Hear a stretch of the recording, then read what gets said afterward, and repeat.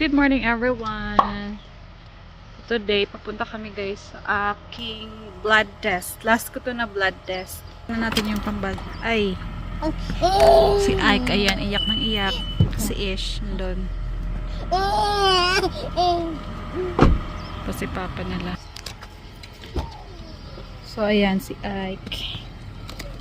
Iyak ng iyak naman. So, nung Monday, nag-blood test din ako. Tapos, dalawang blood test yun. Tapos, isang fasting. And then, today, fasting ulit. At saka isang blood test. Glucose test ngayon, guys, ang gagawin sa akin. So, ano siya, 1 hour siya. Pagdating ko doon, magbibigay sila ng juice, sa inumin ko, and then wait after. Tapos mag-wait ng 1 hour. Tapos after 1 hour, yun, mag-draw sila ng blood. And then after ng blood test, around 10, appointment ko naman sa high-risk doctor ko para sa ultrasound. So, hindi ko alam kung makakasama yung twins doon kasi dati nilagyan nila ng sign na bawal yung mga bata. Pero this year, try namin. Tawagan ko lang si Luis kung pwede makasama yung kambal. So for now, ito yung tummy natin guys. 30 weeks. Ayan. Para siyang maliit tingnan, pero si baby is nasa 3 pounds o kaya 1 kilogram nung nasa Pilipinas kami. So ngayon, later malaman kung ilang pounds na din siya dito. See you soon! So, ayan guys, yung Quest Diagnostics. Diyan ako so yeah, meron silang elevator dito. Pero mag-stairs lang tayo. Ayan siya yung Quest Diagnostic Room 201.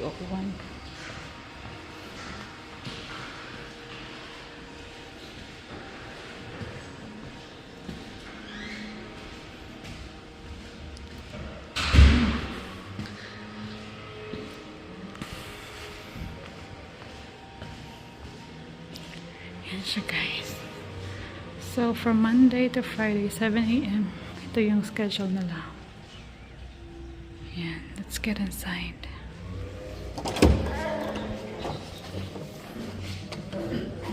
Wala pang just good. Alright. So ito guys yung pinili ko, sinabihan ko siya hindi lang cold, iinumin to within 5 minutes.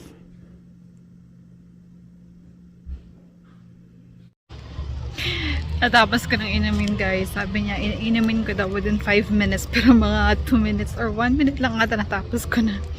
So pinalabas niya muna ako para mag-inom ng kunting water. At yung water is nandun sa car. Kukunin ko. And then babalik ako uli. Tapos mag-wait ng 1 hour after i-draw na yung blood test ko. I need water. Ayan si Habi. Nag-antay sila kasama yung kambal. Kawawa naman yung kambal. Aga pang ginising. I need water.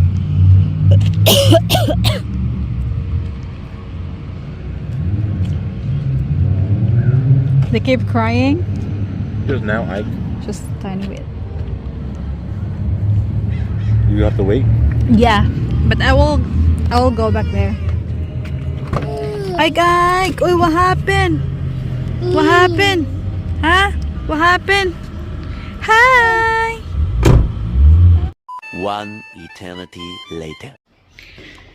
Alright, it's done. Medyo ako guys, I feel dizzy and also yung heart palpitation ko. Dahil nga sa juice na ininom ko, ano yun, 500 grams na sugar. So, papunta na ako sa sasakyan. Si Luis at ang kambal is nandun. Nag-aantay. Oh, ito na ata. Ito ba sila? Oh yeah. Dito na nag-park si Papa nila. Pero wala yung kambal dito. Oh. Ito ba yun? Oh, hindi pala. Nandun. So, papunta na ako sa kanila. Uuwi kami. Tapos kakain ako ng breakfast. And then, around 10, may check-up uli ako doon. First check-up ko doon sa high risk doctor. Hindi high risk yung pregnancy ko now.